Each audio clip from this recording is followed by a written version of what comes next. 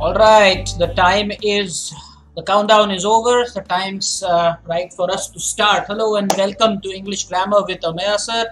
And by the way, today we are going to do the speech writing first. I clearly remember, guys, that last time we started with the speech and I was typing it all the way. So we only could complete one speech writing in detail. Of course, we had marked all of them, but we could only write one of them. So what I have done smartly today is, in a bid to save time, I have actually created those slides for you so that there is no typo, there is no wastage of any sort of time. We can just get through it smoothly, and yes, then we can go ahead and study the unit today, which is 4.4. And the icebreaker will be interesting. Last time towards the end, I believe that we hello to all the people who've just joined in, by the way. Kavyali, is that the name? Am I pronouncing it correctly? Immortal Gamer, you say that your name is Kaivali. Please, I'm sorry if I'm not reading it right. Kaivally. Kaival. What is it? Is it Kaivalya? That's how you pronounce it, right? Kaivalya, I hope. Anyway, and Justin Paul, hello. You've also joined us. Happy pre-evening to all of you. People ask me how's life. Well, life is great, but of course things could be better without COVID-19, of course. So we will get started now with the speech writing first, and I sincerely hope that you all have your notepads ready. Now, this was the thing that we did the last time. We marked everything, and you can see here that this was the first we did, and this is how we are going to go about it today. So we are definitely going to write it down. Of course, don't worry about this. This is what we've done last time. Now, the benefit of doing it this way, guys, you can see is that there are some key factors that I've underlined. So last time when I was typing it, yes, it was pretty okay, but then in a bid to type faster than what I could, there were some typos. So we'll avoid all of that, and now we have it ready in front of us. Also with the way you can underline. That's the one thing that the students ask always. Like you say that important things have to be underlined, but yeah, okay, people even still remember my typical gesture about la la la la. Very nice, very good. Even I miss doing that in the class. Well, I have no idea when it would be that we would be back in the classroom together. So far, it just can be done online. But of course, this live session is much better. We have chalked out a fantastic timing. Some students also later sent an email saying 4 to 5:30 is fine instead of 4:30 to 5:30, because 1 hour, well, it just runs like that. We'll see to that later. I was talking about the icebreaker today. Maybe towards the end of our session, we could do the name, place, animal thing today instead of the regular spell check. Something for a change, but that is for later. I was talking about this speech writing. So you can now today in the lecture, you can definitely see how you can go about the underlining part. And this was the last part, I believe. We've definitely done with speech 1, and this is speech number 2. So I hope reading challenge, well, to do the reading challenge, you'll have to send me an audio clip, is it not? Well, that reminds me that I think last week I uploaded a crossword. Well, try and do that and let me know how much time you took to do that crossword. Very important. Also, that Lata Mangeshkar video about her singing in English. And by the way, that was the only English song that I got. You know, I don't think Lata Mangeshkar ji has sung any other song in English. Let me know if you have watched that video, that is. Now, this is speech number 2. And we will start with this. I hope you're ready with the notepad. Just type yes if you're ready with the notepad, and we can start with this. So speech number 2. And we will start with this. Prepare a speech on the title, The Will to Win, to be delivered before the class during a competition. Alright then, so let's get started with this. Of course, they have given us hints like title, introduction, objectives, specific examples, purpose of the title, resources, usefulness, benefits, that is, and conclusion. So let's get started. This is how you will do the start. Now, last time we saw one particular way of doing the introduction in speech 1, and I hope a bunch of lions is happy, because now today I have tagged this as lecture number 2, speech writing continuation. So it will be easy for you to search it for later reference. You can do that. So this have hashtag 2. This is the second live lecture. Bunch of lions, I'm sure that you are happy with that. This is the second kind of introduction, guys, that you can do. What does it say? Good morning. This is honorable, guys. Good morning, honorable guests, principal, the teaching and the non-teaching staff, and my dear friends. I am Sunil Bhatt from class 10A. You can write down whatever your division is. And I would like to share my views with you on the theme, the will to win. Friends, we all aspire and dream to be successful and achieve great heights. It is therefore inevitable that we must also be ready to confront challenges, face all the odds, and strive relentlessly to make our dreams the reality. So I am going to probably give you about, let's say, a minute to copy this. So just do that and let me know once you're done writing this much. Well, I am reluctant to use Zoom. For some reason, I am still not okay with it. Yeah. We may try Skype. Well, let's see if that works out sometime later, because then we all would be together. At the moment, it's just you who get to see me. It should be me who should request for that kind of lecture to see you, in a bid to see you. At the moment, at least you see me. So please just do this writing stuff, and I'll probably give you a minute for this. We'll sort out the meeting part later. Just do that. I read it as well for you. I hope that you will do the needful, and also when you jot it down, please jot it down with the proper underlines. Very important that you do that. This video will not be deleted by me. It will be archived on the channel. So if there is someone who joins us late or has missed it, or the time wasn't sufficient to copy, well, that should not be a reason at all to worry, because you will have this on the channel all the time. That's it. Now, this is the second part, the body of the speech. Let me share with you some inspirational real life stories. Now, remember, in the points that the textbook gave us, they said that you should mention some live examples or real life examples. So there you go, to motivate you and show you the effects of a strong willpower. I always like it when students pronounce it as power. I have said that previously as well. Not par. Par is P-A-R. It's better pronounced as power, not par. I always say that, and please remember that, okay? Power. That's how you want to say that. To motivate you. The first example is of Wilma Rudolph, the world record holder in Olympics. Now look at how critical points have been underlined. When I ask students to underline, well, they go really over the board and underline everything. So they just go ahead and make this, transform the English textbook into a geography textbook. Don't let that happen. Underline only the key parts. And that is why the idea of making the PPT works, because now I get to show you what exactly could be underlined here. That makes sense. Anyway, even if you are not done writing, I repeat that the lectures will be there on the channel. You can go ahead and at your leisure do this. Let me go ahead and read it.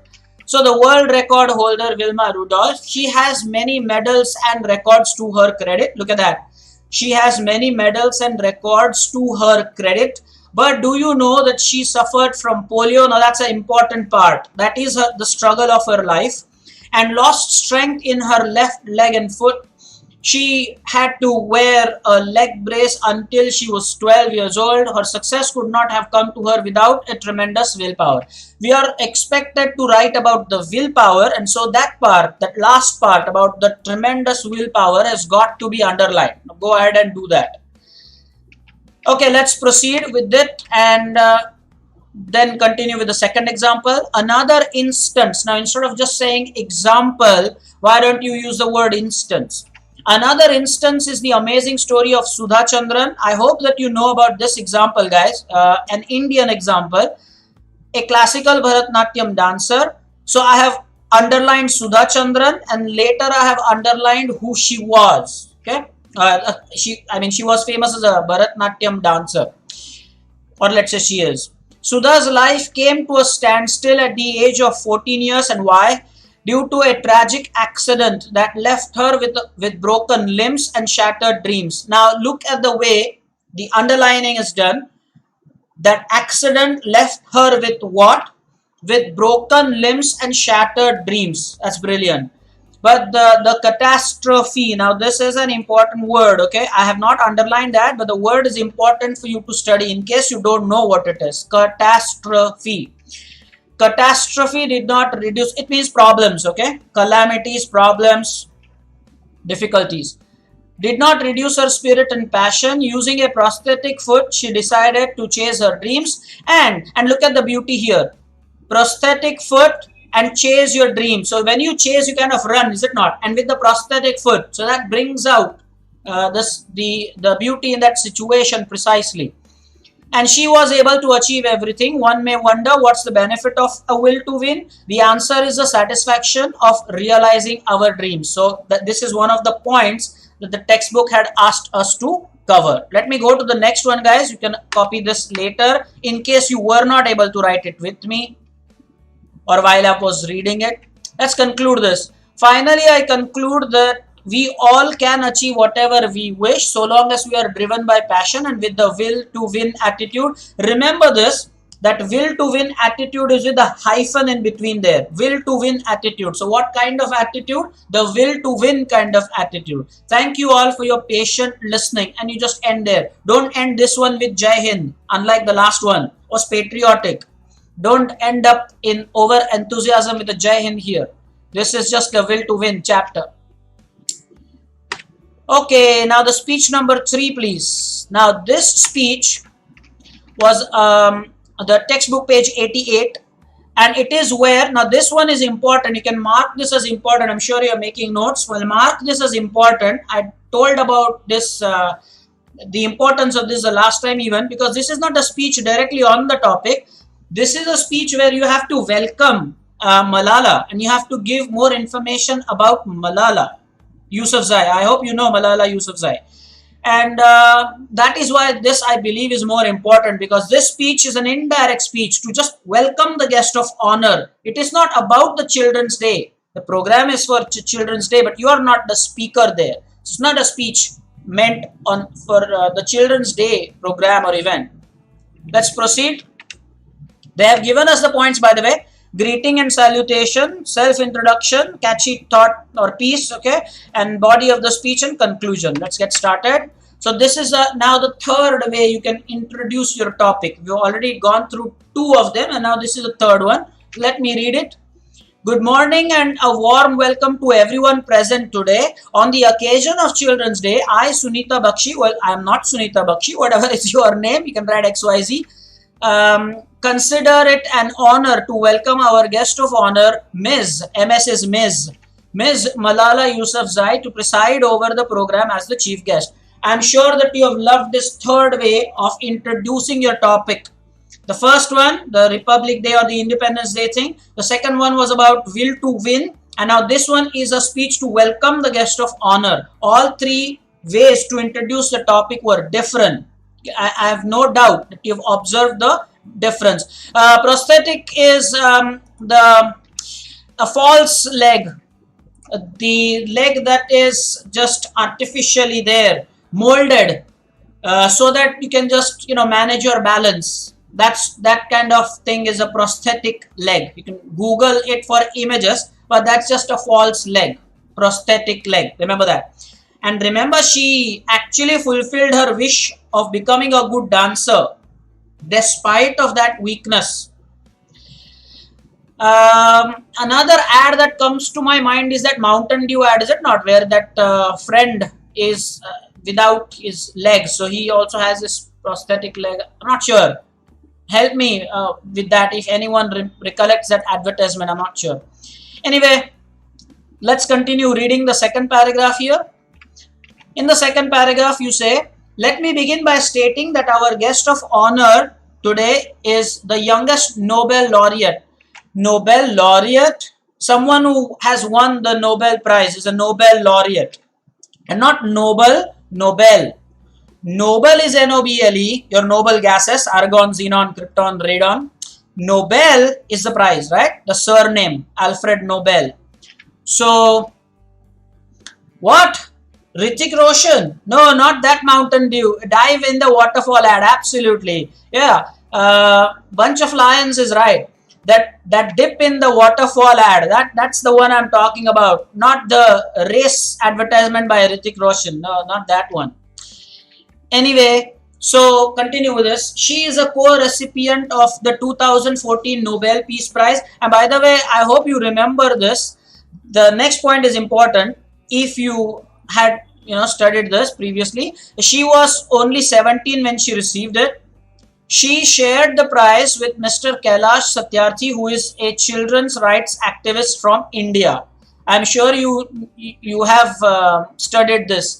2014, she received the Nobel, and this is ironic. India and Pakistan. Wow, yeah, sure, some relationship to talk about. In 2014, she was the recipient. She was just 17 years old then, and the interesting fact is that she is a Pakistani, and she shared the prize with Mr. Kailash Satyarthi, who is a children's rights activist, and we have the lesson. Let's march. That's a very important point to note, that they both received the Nobel Prize that year, 2014 I'm talking about. Let me know in the chat if you were aware about this. Pallav is saying, sir, we can also use Discord for streaming instead of Zoom. Well, I've never heard of that technique. I've not used that. Skype I know for sure. For chess, that is widely used.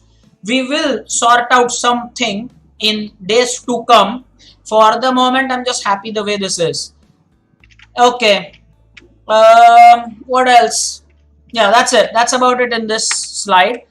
Let's continue. Malala's entry into the field of social work is preceded by. Is preceded by means something that follows something else. Preceded by.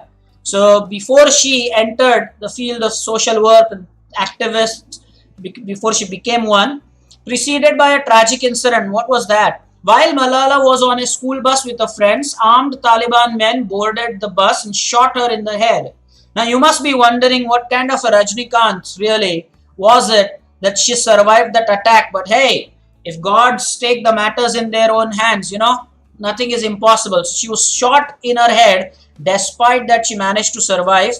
And this was on October 9th, 2012. She endured traumatic surgeries. Now this one again is good. Look at the underline, guys. I'm sure whenever you're writing this, you're making the underlines. Often it's a query by the students about, sir, what part to underline?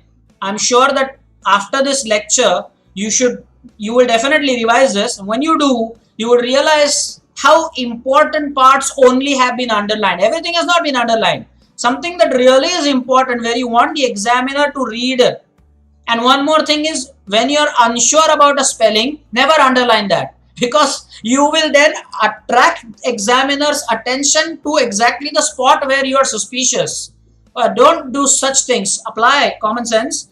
Then you shouldn't underline such things, but it's just important to know what parts to underline. It's not like geography, where everything is important, right, from start to the end. Okay, let's continue then.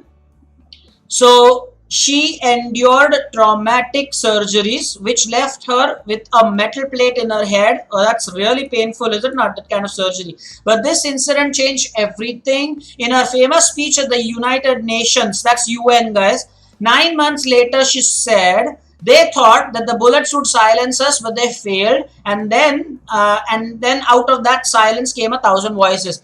Why have I underlined this entire thing? Because that's her quote. That's inverted commas. That's what she said. And in fact, this line is very famous. It's the speech she gave at the United Nations. So it's very important there. Okay, that's why the entire thing has been underlined. Let's bring this to a conclusion now. Watch the ending as well. Malala's story is that of strength, courage, and determination. She is an inspiration for thousands of girls across the globe. So all the girls who are there live on the stream, I'm sure that you all are inspired by her. The book I Am Malala, which is co-authored, is an international bestseller. I hope you know bestseller is a book that has at least sold 1 million copies, and you can call it a bestseller. So like books like Dale Carnegie's How to Win Friends and Influence People, You Can Win by Shiv Khera, all those books are, or Shiva Trilogy, is it not? By Amish is a bestseller. All those, Harry Potter by Rowling, all those are bestsellers. I would like to thank each and every one of you for providing me with such a wonderful opportunity to introduce such an exceptional guest of honor. Look at the wordings here. Those are important to be studied. I am just reading through right now, but make sure that you will make the most of this effort that I have taken to actually jot it down, also to underline so that you get it nicely. And now, without further ado, that's such a nice word there. Without further ado. Guys, what is it? Without further ado. A-D-O. That means without wasting a lot of time. Let's come straight to the point. Without any further ado. That's what it is. What without any further ado? Without any further ado, please put your hands together for her as we celebrate the Children's Day. And then she would give the speech. Remember, your speech was just to introduce Malala Yousafzai. That's what you should do. I hope that you loved it. You just end this one with a thank you. The first one ended with a Jai Hind. That's the power of this one. And a bunch of lines as a comment. Well, hi Yash Raze. Well, you should tell me, guys, if you're not using your real names. It's very important you do that, guys. Very, very important. Because what happens is I'm not sure about what IDs you're using. So if it's someone else's ID that you are using, let me know.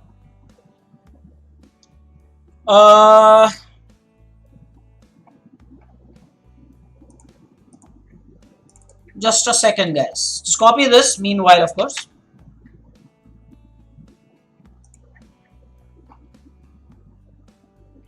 Well, people, now it's the last day of September. I remember that last time people were talking about their school, giving the information about when they would they are likely to start, and people said that 23rd October was the date that we received the last time. Well, does it still stand good? Any more of those updates?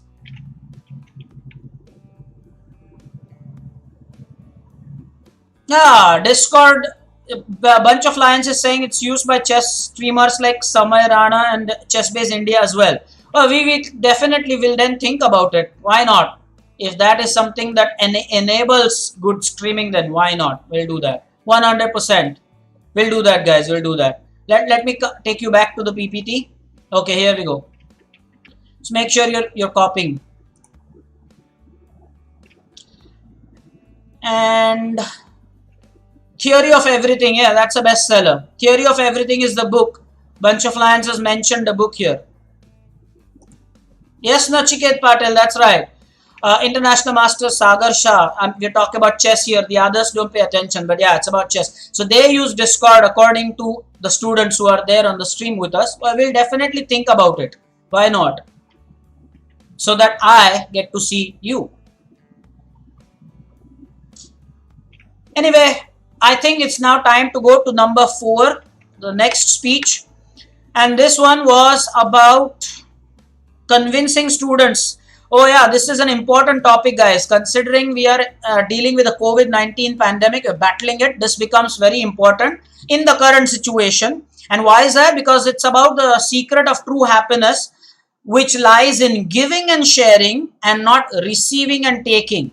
Do you behave like that? I'm sure you've heard of this. 100%. Sure, right? You've heard of this. So let's get to it. All the religions, and now look at the top. This note is important. The introduction now can be taken from the speech 1, speech 2 or speech 3. You have now 3 different types of entries and exits from the speech, from 3 different topics that we dealt with. So you can choose. Now we are straight moving to the body of the speech. All the religions across the globe emphasize the importance of charity. God gives, parents give, nature gives. It's use of repetition here and climax. All of these do it selflessly. The US President John F. Kennedy said, ask not what your country can do for you, ask what you can do for your country. Guys, let me know if you've heard this quote before. Friends, there is no joy in accumulation and hoarding and depriving others of the resources. I will want you guys to just pay attention on what's happening here. Very, very important. Look at the line here, guys. It says, friends, there is no joy in accumulation and hoarding and depriving others of resources. Instead, the beauty lies in sharing. We must be a giver and become the extension of our Creator who also gives. I think that part is really the most enjoyable and the most beautiful part of this speech. That paragraph there. The joy is not in accumulation and hoarding. The beauty lies in sharing. Those parts are underlined. I hope that you are making a note of this, or maybe you can definitely capture a screenshot if that's your preferred mode of going about things. Let's continue. The speech number 5 and the last one. Then we'll start with the poem 4.4. Work in group, in a group they should have said, and prepare and present a speech on how to achieve success. You may take help of the poem. So this is about 3.4, the will to win. This is from unit 3.4. We've already done the markings the last time. Again, I've said that the introduction and the conclusion can be taken from the topics previously discussed by us. So speech 1, speech 2, speech 3. And people are saying that yes, the school does reopen on the 23rd of October. Why October? What's the need to say October? It's October, right? I'm sure it was a typo. I would like to believe that. Not October. It ends at September. Don't push it to October. It just ends there. October is just fine. Anyway, let's get started with this last one here. Let me quote a line from a Hollywood blockbuster. Blockbuster is a super hit movie. Pearl Harbor. I'm sure you've seen such movies. It was based on America's entry into World War II. So what's the dialogue in that movie? Where the Air Force officer says, we are talking about how to achieve success. So this quote is about success. The line is, victory belongs to those who believe in it the most, who believe in it the longest. Victory belongs to those who believe in it the most and believe in it the longest. It's a very nice line. In order to achieve success, one has to put in one's best effort. The quest for success, Q-U-E-S-T. The quest for success is an arduous one. I'm sure that this word over here is a new one for you, and it is your assignment to find the meaning. Instead of just asking me the meaning, arduous is the correct, authentic pronunciation. Arduous. You have to find out what it means. Use the OED, the Oxford English Dictionary, for that purpose, and please jot it down properly. Yeah, I have already given you that option, guys. You can just copy these speeches later. I won't delete this video. They will be archived on our channel. So that if you want, that's the way. Oh yeah, sure. If that works for you, do it that way. It only will help us deal with this faster so that we can start with the poem. After this, we are going to start with the poem anyway. All right. For the poem, I would definitely want you to mark it then and there, because figures of speech and everything, it doesn't make sense if you, attend the video later again. This is merely just copying work. You can do that later. Next one. No, the slide wasn't missed. I said the conclusion and the introduction can be taken from the previous paragraph. That is why there was just the body of the speech in that last one that we dealt with. That was for Legend Cuber, by the way. Yeah, so let me continue reading this. Arduous is where we stopped. It is rare to find someone who has attained huge success without serious efforts. It's a rare example if you find somebody who is widely successful without any hard work. You've got to put in some hard work if you have to be successful, without a doubt. It is said that Edison made 1,000 unsuccessful attempts. I'm sure you know this. I am the first one to tell you this. Before he lit the bulb, the rest is history. There are no shortcuts to success. That part is underlined. One has to show some hard work, courage, application, and a never say die attitude. Again, that never say die is with hyphen in between. That makes a compound word. What kind of attitude? Never say die attitude. So that makes it one word. Anyway, well, what else? Success also at times demands sacrifices. Therefore, my friends, I urge you all to give up laziness and ignorance, part underline, and dream so big that initially people laugh at your dreams and they will ask you, why are you doing this? Keep doing it until one day they ask you, how did you do it? I think this last quote was shared by me in one of our lectures at classroom. First, people will always discourage you for something new that they see. They'll always discourage you and maybe ask you, why are you doing it? And then it becomes widely successful. And when it goes viral, then they'll ask you how you did it. So, okay, keep doing it until one day you become successful and they themselves will then want to know how it is that you did it. All right, which is fine for the moment. And then now we'll start with the poem. I hope that you are ready with that. Just a second, I will have my textbook opened as well. Until that time, kindly engage in some chat, enjoy the music. I'll be with you.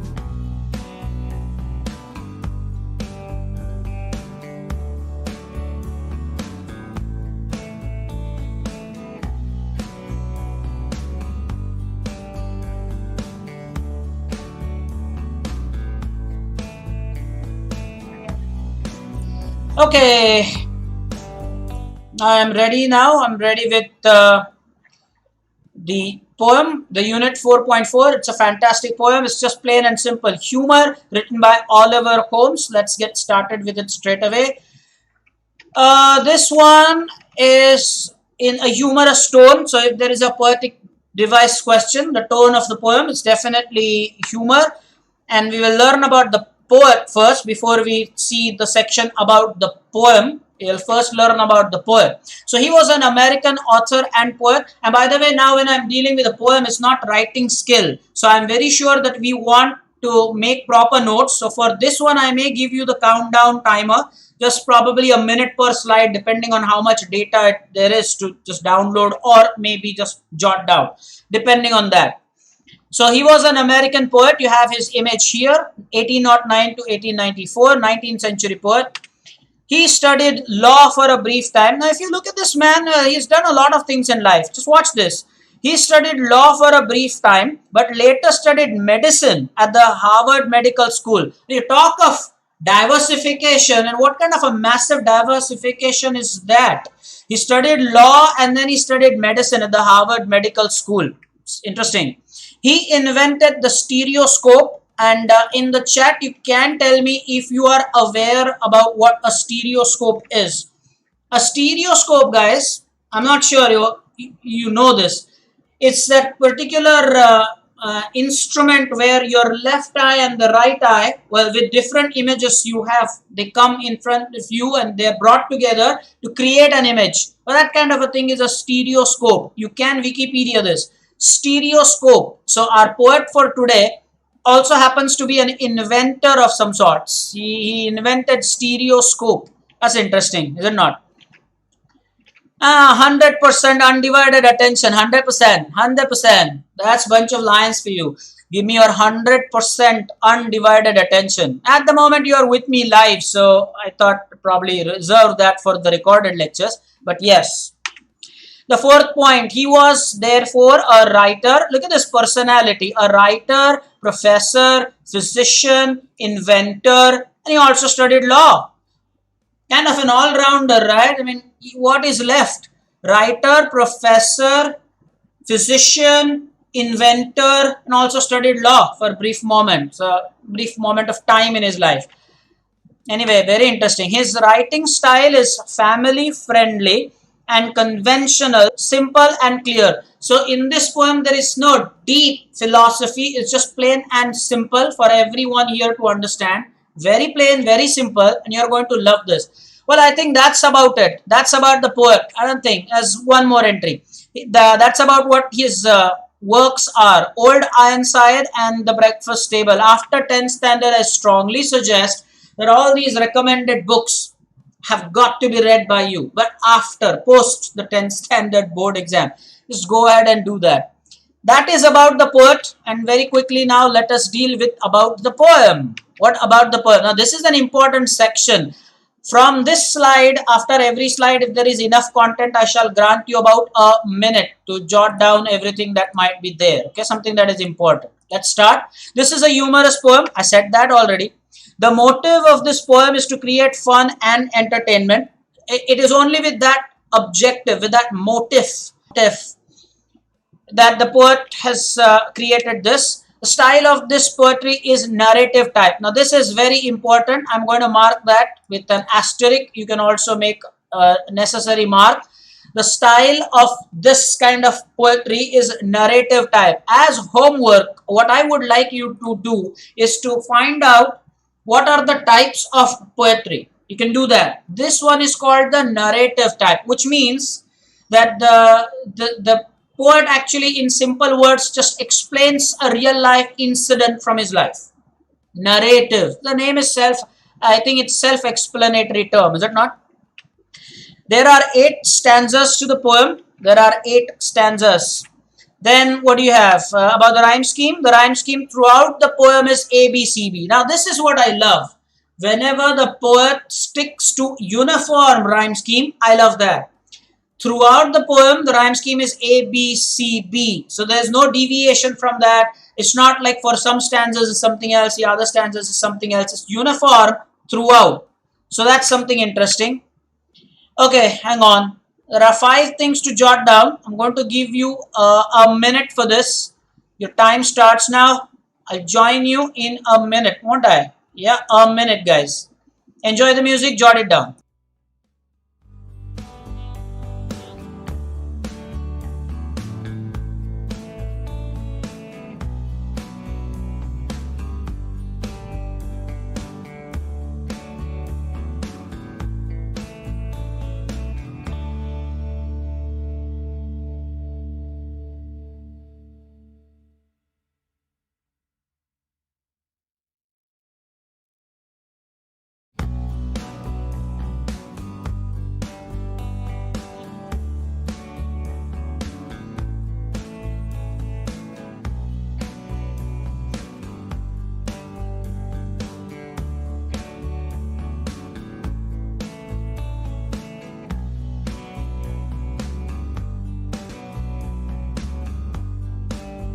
Okay, the time is up. I'm sure that you have done the needful. Let's proceed then. We will go on to the next one. We are actually going to start with the poem now. And here is the first stanza. The first stanza is, I wrote some lines once on a time. Now here once on a time is once upon a time.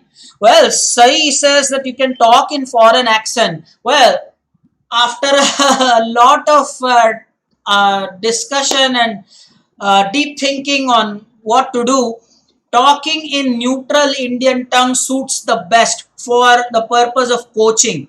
If you want to learn accents, and if I'm taking a lecture on the accents, I might definitely do a British.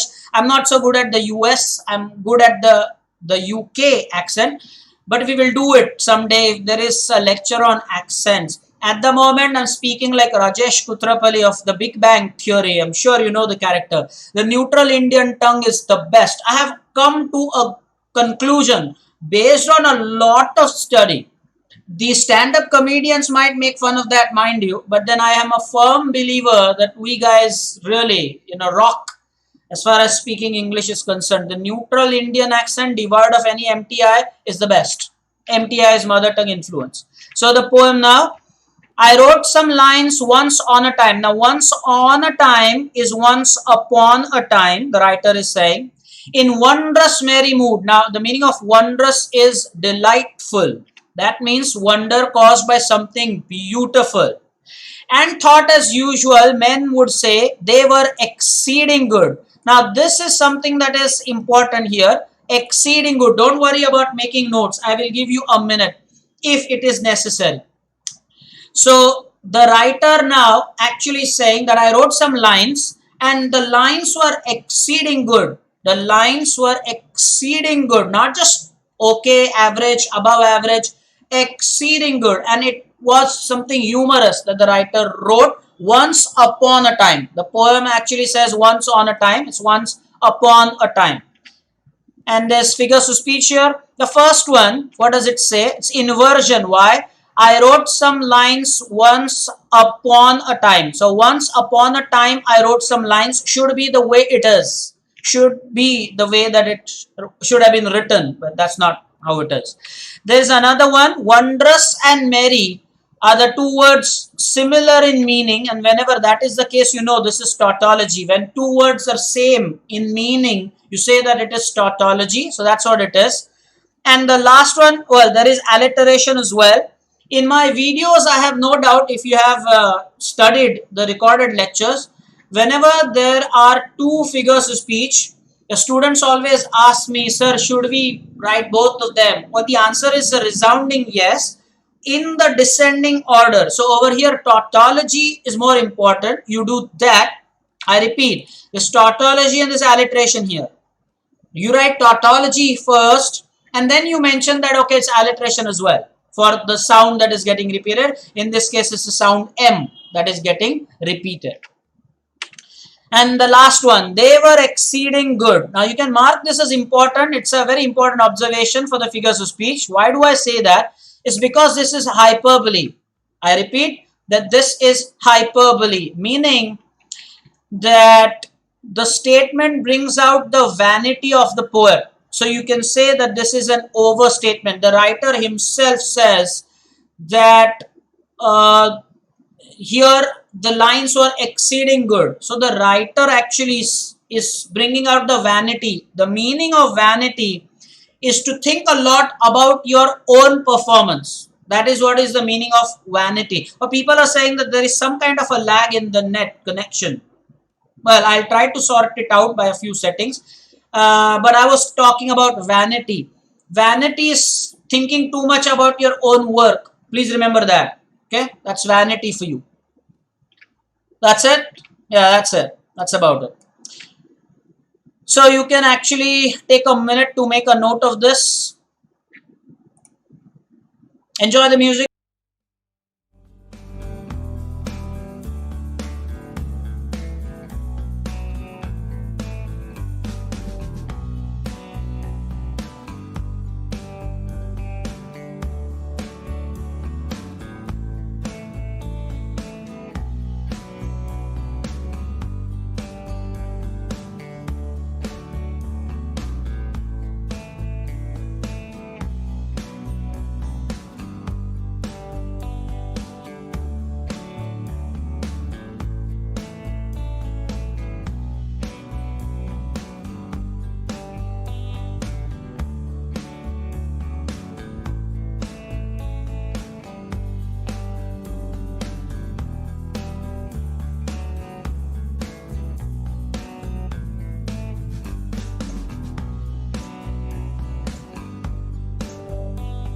Okay, the time is up and now it's time for us to continue on to the next slide. We will go ahead and now start with the next stanza, and hopefully I've changed the settings, should reflect in about 5 minutes, the stream becoming fluent one more time. Okay, the next stanza, they were so queer. The meaning of queer is strange, very strange or odd. I laughed as I would die, albeit. Now this word, guys, is albeit. This is not queer, this is albeit. The meaning of albeit is though or although. Albeit is the way you will pronounce it. In the general way, a sober man am I. So the poet here is saying that what I wrote was very strange, but it was so humorous that I laughed so hard that I would die. But I am a very sober man. The poet assures us that he is a sober man, and so he's not kidding, but really what he wrote was very, very funny. Sober over here is clear headed. Over here, it would not be right to assume the meaning of sober as not under the influence of alcohol. That's not the right meaning of sober in this case. Over here, sober means clear-headed. That's the meaning that you have got to take here. So what are the figures of speech? Clearly, you can see that the word queer has been repeated, so that's repetition. I laughed as I would die is hyperbole, because clearly speaking, you can't laugh so much that you die really just out of reading humorous poetry. So hyperbole. Along with that, it's repetition, because the word I is repeated for a better poetic effect. Is there anything else there? Yes, the last line I believe is inversion for the second time, because he says a sober man am I. Well, the correct order should be I am a sober man. He is saying a sober man am I. The right order should be I am a sober man. That's the way it should be. Thanks, Vyang. Vyang has told us that the stream now is smooth and fluent as butter. Thank you so much. That was good comparison, by the way. I will give you a minute for this, should I? Yeah, because there are things to make a note of. Guys, I'm sure that you're using your highlighters to make a note of this. Please use your highlighters. And yeah, as usual, just a minute. Enjoy the music.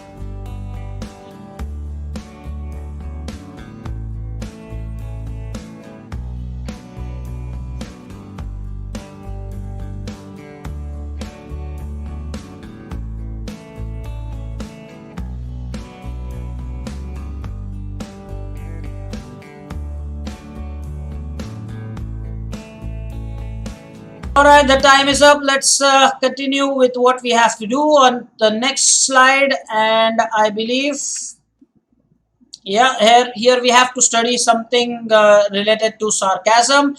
I'm sure at your level, as far as my students are concerned, well, I haven't seen a lot many people who fail to understand sarcasm. Even, in fact, some of you are kings of sarcasm.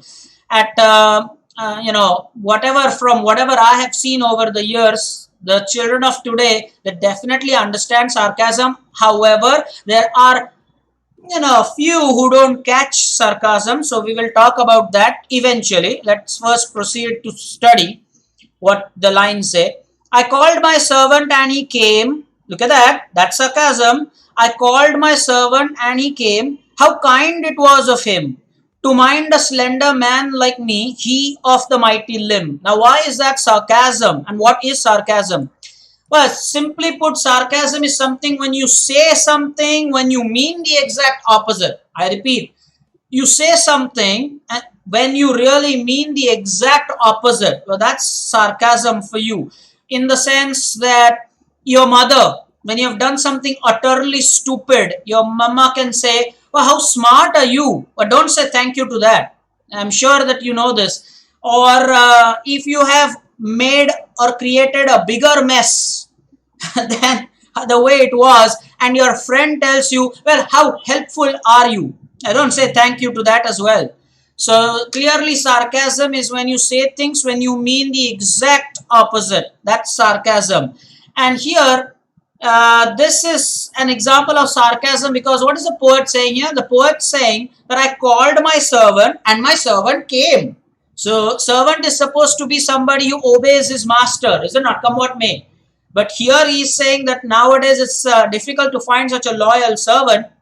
So what a great thing it was that I called my servant and my servant came. That's sarcasm. How kind it was of him. So there's nothing kind about it. He is a servant, is supposed to obey his master. But here the poet says that it was very kind of him that he came when I called him.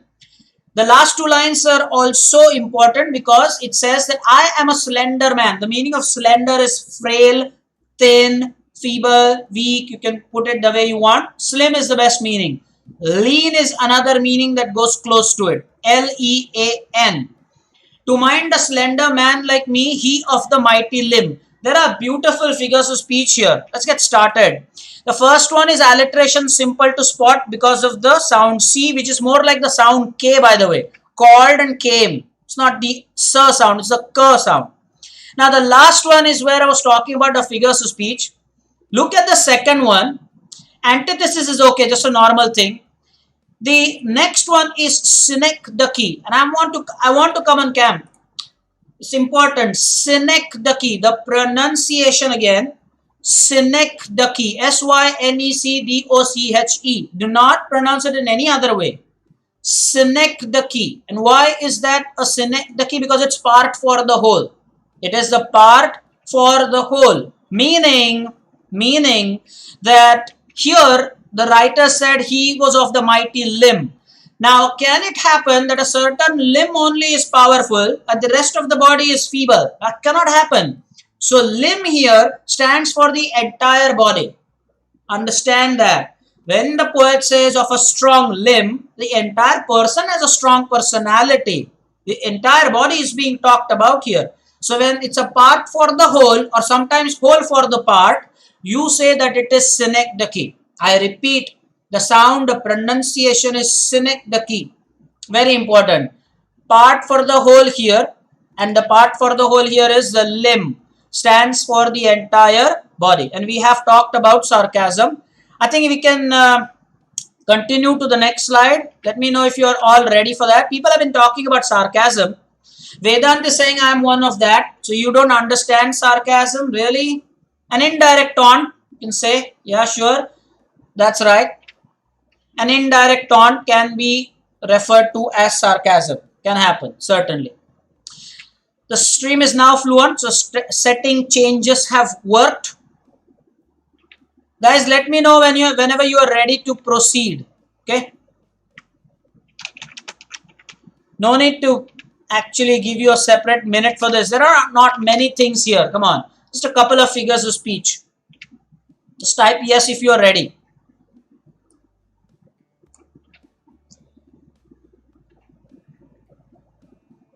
It said talk of sarcasm in a notepad. It didn't have to go to the notepad really. Examples I gave you on camera were enough.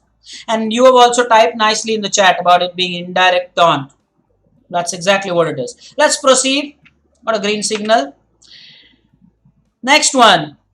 These to the printer, I exclaimed. So the poet has ordered his servant, take these to the printer. And in my humorous way, I added as a trifling jest. Now, trifling or trifling, both are correct sounds. A simple joke of no importance. A trifle of less value. There will be the devil to pay. Now, this line is so important. You will probably find it difficult to get a proper explanation of this particular line. There will be the devil to pay. What does it mean? I'll explain that.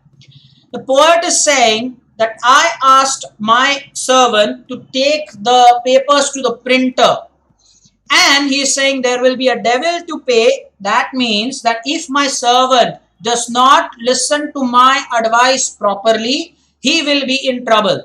What did I just say? If my servant does not pay attention and follow my advice, he will be in trouble. And you know why he's saying that? Because the poet thinks that he has created a poem that is so humorous that if my servant decides to read it, he will die laughing. That's what it thinks. Well, sadly, the poet has not at all shared with us what he wrote in the poem. He just mentions that it was funny, but he is not bothered to tell us what it is that he wrote. I hope that the meaning was very clear. There will be devil to pay. That's the meaning there. Nothing else to make a note of on that slide. Moving on. He took the paper and I watched and saw him peep within. And the first line he read, his face was all upon the grin. Now, grin means a broad smile. Remember, the poet just wanted the servant to take them to the printer, the papers. And unfortunately, now the servant has decided, let me just read it, what my master has written. And the moment he started reading it, he started with a smile, then it turned into a laughter. We'll see that it becomes a laughter riot. The figures of speech are important here. This is tautology. Why is that? Look at the words saw and look at the word peep. Saw and peep. It's almost the same, makes it tautology. Bear in mind the spellings. You don't want to go wrong. Okay, that's it. Only those two things to make a note of on that slide. There's no question of granting a separate minute for that. Is it not? Just one thing, guys, to write. It's not much. The second line there is tautology, just because you have the words with similar meaning there. Saw, and the other one is peep. That's all. So let's proceed to the next one. Sure, right? Yeah. He read the next. The grin grew broad and shot from year to year. I'll explain that. He read the third, a chuckling noise I now began to hear. So the poet here is saying that line after line, that in the happiness just kept on increasing and increasing. So a smile and a laughter to a chuckling sound, and it will not stop here. It will go even further. So what is the meaning of this? I will like to explain. The grin grew broad is a simple figures of speech. Chuckling is, by the way, a laughing sound. You cannot control the sound then. That's called chuckling.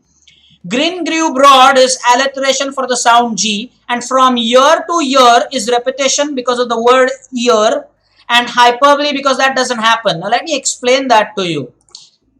The smile, it grew from ear to ear, meaning, as you know, the emoticons, we all use smileys, is it not? So the poet here says that the smile grew so broad that it extended from year to year. Now, this is definitely hyperbole. It doesn't really happen like that. How can that happen?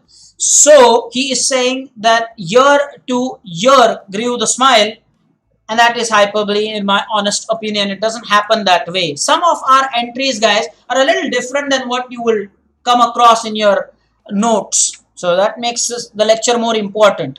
He read the third, a chuckling noise is onomatopoeia or onomatopoeia, both are correct sounds. Onomatopoeia is more popular. The spelling is onomatopoeia. Why is that onomatopoeia? It's because of the sound, the laughter sound described there. That's why. All right, and is there any other figures of speech there? Yes, the last line could be inversion. There you go. I now began to hear. I began to hear now. You could put it that way. Because the words are not in the correct order, it's the poetic order or the prose order, whatever you say. That's why it qualifies as inversion. Now for this one, should I give you a minute? Oh, absolutely. I'll grant you a minute for this. Enjoy the music. I'll be with you after this minute.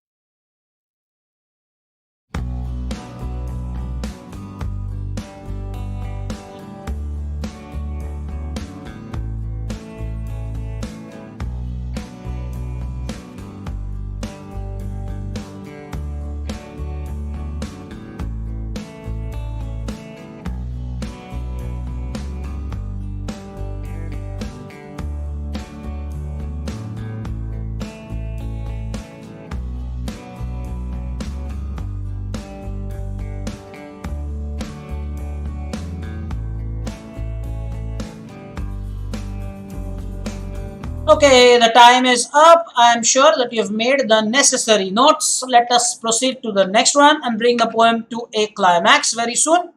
The fourth, he broke into a roar. By the way, the fourth here stands for the fourth line. He read the fourth line and then he broke into a roar of laughter. He was, by the way, bunch of lions will be happy, is it not? Bunch of lions, you're happy at this?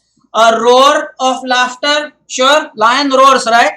Bunch of lions will be very happy at this. Kindly, please. Now, Viyang is asking why I have kept the chat on slow mode. It's because sometimes during education, well, what happens is I kind of miss some of the chat lines. I did not want that to happen. That's why they're on slow mode. Nothing, no other reason. Anyway, so the fourth line, the servant thread, and he broke into a roar. The fifth, his waistband split. The meaning of that is to laugh uncontrollably. Now, this is something important, and you have to be honest about it in the chat. Or how many of you get into that mode regularly where it becomes very difficult for you to control your laughter? Let me know. And by the way, also let me know if you have the urge to laugh, especially when we are offering a minute silence to somebody. I don't know what happens, but then there is a strong urge to laugh at that wrong moment. Does it happen to you? Let me know in the chat. Of course, the first question was, you get this urge where you really cannot control your laughter. Does that happen to you? Happens. Meanwhile, Bunch of Lions has actually shared a roar of laughter in the chat. Nice. Brilliant. Okay, now he's saying the fifth line, his waistband split, and the sixth one, he burst 5 buttons off. Again, come on, this is clear hyperbole. You can't laugh so much that the buttons would come off. It doesn't happen like that. 5 buttons, the first 5 buttons. Okay, that is definitely hyperbole. And Preeti is saying always it does happen. Vedant says not the second one. For a minute silence, it doesn't laugh uncontrollably or cannot. I mean, he can control his laughter. Legend Cuber says, yes, sir, that happens. Hemant Deshpande says, yes, sir, that happens. Sai is saying that, yes, sir, it happens. And Legend Cuber is saying, yes, it's a dangerous kind of laughter. When especially for a minute silence, I'm not saying, guys, upon somebody's death. I'm talking about, you know, there was an accident or something, or you know, something where you are not directly related. It's then, I don't know what happens when you have the urge to laugh.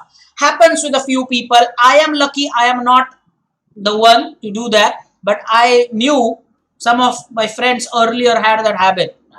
I'm not in touch with them now, but that happens to many people. Okay, fine. Thank you. A lot of response to that. So we will continue. The sixth, he burst 5 buttons off. Guys, I'm not sure over here. I'm using the red color. It's O-double-F off and not O-F off. It's O-double-F off there. And tumbled in a fit. So this is clearly onomatopoeia because there is roaring sound of laughter. This is hyperbole for both. So look at the markings. The second line and the third line is hyperbole because it's an exaggerated idea. I've said this so many times. You should use exaggerated if you know the spelling. Otherwise, just say this is an obvious overstatement and you're good. Never ever say exaggerated if you're unsure about the spelling. And the last thing you want to do is to write it incorrectly and bloody underline that, so that the examiner would otherwise might have overlooked it, will look at it.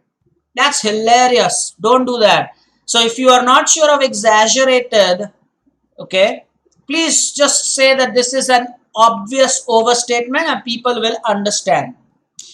Ooh, Sai is saying that as far as that laughter is concerned, that happens to me at the school assembly. That's a good place. That is a place where likely, in all likelihood, that can happen. 100%. I agree with you, Sai. Couldn't agree with you more. The assembly, it happens. And now Vedant, Bunch of Lions is saying, yes, in FHS before COVID-19. Sure, why not? At the moment, it's only COVID-19 that's laughing. Sadly, wonder when we'll have the vaccine, guys. That's it. Nothing more to make a note of on this slide. Please do make a note of this. There are only 3 things. I'm not going to dedicate a minute for this. Let's just continue. Okay, then. The climax of the poem. 10 days and nights with sleepless eye. Well, this is so important and I'll be on cam for this. Why I'm saying this is the most important. Guys, climax of this poem is nice. The first line is so important, and the reason I'm saying that is this line, this first line, single line. has got 4 figures of speech to study. Not 1, not 2, not 3, 4 of them. And that's why you can mark this as ultra important. Whatever is the mark for ultra important in your books, do that. 4 figures of speech for that line, dear. That makes it very special. And what are those? We'll study that. But first, I watched that wretched man. Wretched means in a miserable condition. We are talking about the poet's servant here. Remember, the poet had asked the servant just to take them to the printer. But the servant violated that and actually started reading the poem himself. So, wretched man he became.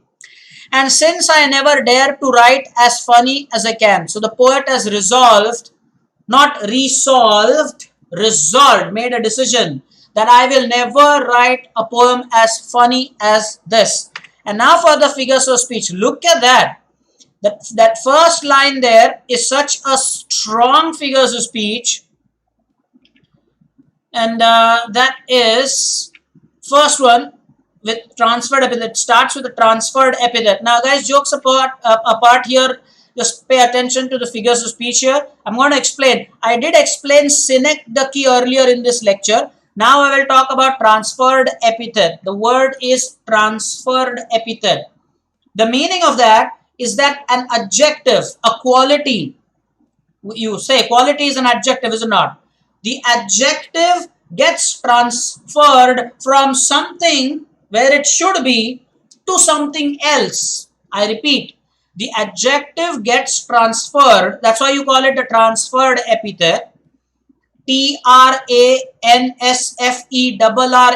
Transferred. Epithet is epithet. The adjective gets transferred from one word to some other word. Then that's what you say, it's transferred epithet. Why is that? It's here transferred epithet because the adjective sleepless, the one that you see here, has been transferred from the poet. The poet was sleepless, but now the poet here has said sleepless I. The I alone is not sleepless, the poet is. The second one is synecdoche, easy to understand now. It's part for the whole. The I stands for the entire poet who was sleepless, not just the poet. Very important you make a note of these things, guys. Sports gaming with Vishal. I don't teach at school. I am a freelance teacher. I teach at coaching institutions and conduct coaching sessions and classes myself. I am not a school teacher. I don't teach at any schools. I am a freelancer. I teach as a visiting faculty at various institutes across the city. And well, thank you, but you can also go home. I can also ask you to go home. Thank you so much. All right. Now the next one is hyperbole. The hyperbole is an obvious overstatement, meaning that this is exaggerated. It's because you cannot be without sleep for 10 days and nights. That's impossible. 10 days and nights without sleep, you will die. So that is definitely hyperbole. And last but not the least, antithesis, because days and nights are antithesis. They're opposite words. I don't think there is any other. Vihang is saying, isn't transferred epithet and synecdoche taught to 10th standard guys? Yes, it is. And it starts at 8th standard. I'm just revising it. Not that the 10th standard has these figures of speech for the first time. Actually, it starts in the 7th or 8th standard. The transferred epithet and oxymorons, they start there. I'm just revising it in case people don't know how to explain that. I think that's about it for this slide, guys. Let's just see if we are done with this. There's one more, alliteration, simple to spot. Yeah, this one can be important. Mark that also as important. As funny as I can. The meaning of that, repetition is easy to spot. It's just the word as. But why is it simile? That second one there. Simile is a direct comparison. Because here there is a direct comparison between poet's past creation, the poems that he wrote in the past, with the poems that he will create in the future. That's why this is simile. It's very, very important. Okay. That's it. I think for this one you need a minute, and after this we will bring this session to an end. It is almost 8 minutes past what the stoppage time is. But copy this, copy this a minute, then I'll bring this to a conclusion. Okay, enjoy the music a minute for this, guys. Then we'll bring this lecture to a conclusion.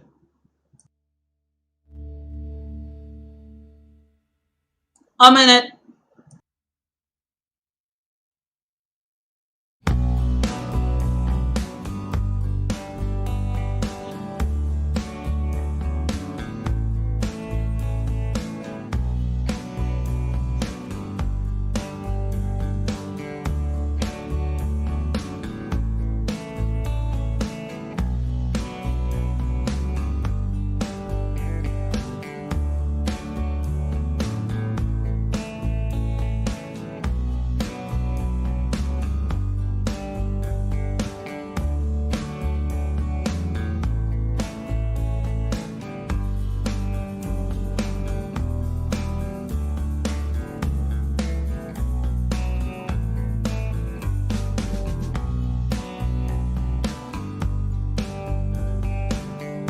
Okay, the time is up. That's it. Let's bring this to a climax. Guys, this was the second session and a bunch of lines. I'm sure you're happy because I have tagged this. So this will be #2, #3. We'll go on like that.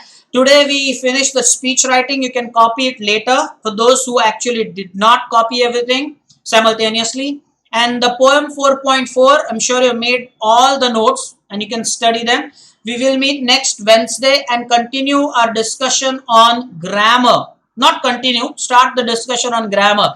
We have dealt with a writing skill topic. We've done a poem. Next Wednesday, we will dedicate it for some grammar practice. So we will meet next Wednesday. Do take care.